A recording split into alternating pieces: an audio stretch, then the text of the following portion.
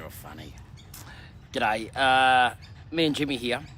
So, I just needed a bit of a debrief on today. So, there are hundreds of people that have disrupted the main street of Melbourne. There are people that have chained themselves into an abattoir in southern Queensland, and there are people that have deliberately caused havoc and mayhem on a dairy farm on the Darling Downs near the Lockyer Valley, and it's just disgusting. Just disgusting. Like, what is happening to this country where people are so do-gooding that they cause such damage? I mean, look, when I was young and used to drove a lot of cattle along highways, it was about getting cattle to where they needed to be along stock routes. And you would have people that would, beep their horn and cause havoc and run over our dogs, and just really thinking, get out of our way. Those same people, they're now, such great do-gooding people. They're out there trying to release cattle and do all sorts of damage. Watch the footage on the Christensen's farm and see what they've done. It is disgusting. It is disgusting. So this is what I did with my day. So to all those people out there that want to change the world, this is what I did with my day. Now, I'm a farmer, but I believe in compassion, and like most farmers, believe in making sure that animals have the best life possible. So along with my rescue dog here, Jimmy, and a few of my other rescue dogs, and some puppies that I'm looking after at the moment that were, well, pretty much rescued out of a pretty bad situation.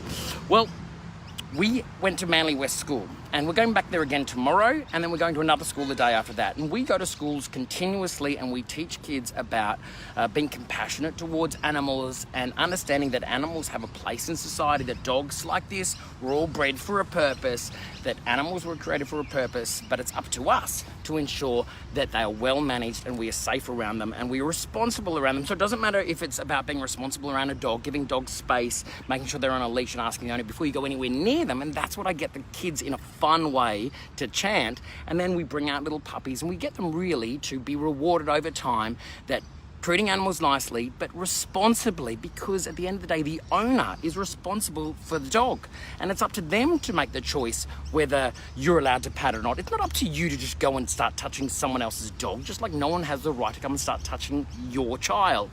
So we teach kids that, but I also teach kids about where their food and where their fiber and where their fuel comes from, so they are collectively knowledgeable and they have the power to be able to make decisions as they go through life. And maybe when they come up against, a parent that is seeing some terrible thing on Facebook that is showing them of a piggery in Denmark, or showing them of cattle in barns in North America, and then they are told by a friend when they're 17, come to this farm invasion because we're going to free some animals.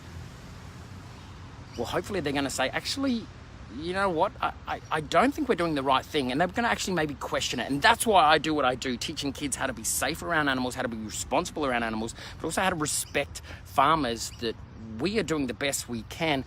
But not only that, remembering that farmers are multi-generational. We don't just do it because we're paid from 9 to 5, or we're clocking in and we're clocking out. We do it because we grow up there, our parents were there, our parents before them were there, and we are connected to the land and the animals in a way that few people can understand.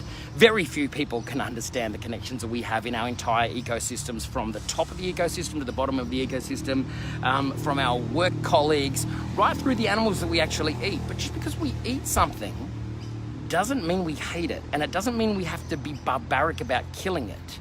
There is a huge big difference between dying with dignity and caring for your animals.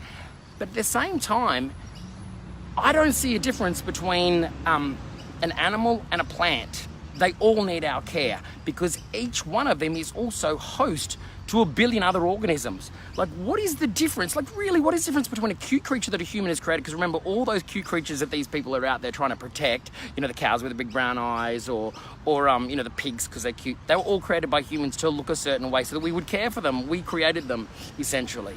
But what about all the bacteria? What about the worms? What about this? I mean, we need to manage society just like these people that are out there protesting. They're killing mosquitoes, they're killing flies, they're killing, if they vaccinate themselves, they're killing, organisms within themselves. If they take antibiotics, they're killing organisms. It's about actually thinking about this world as a whole and being responsible as a whole. So if you can actually take an antibiotic and kill billions of organisms within you, then you can understand how people can responsibly and with kindness actually have farms that are family operated, and we love our animals and we love our entire ecosystems. We can operate too. And it's not farmers that are killing barbaric things. Remember, we do it because we are multi-generational guardians of the land.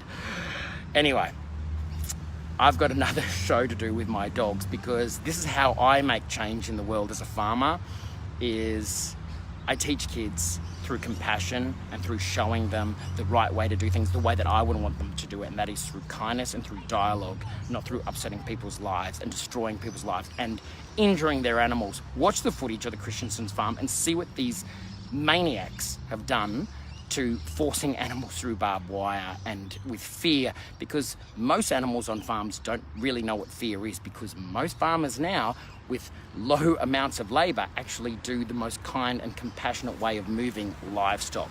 So, I'm livid, but I'm also busy because I've got to get back to work.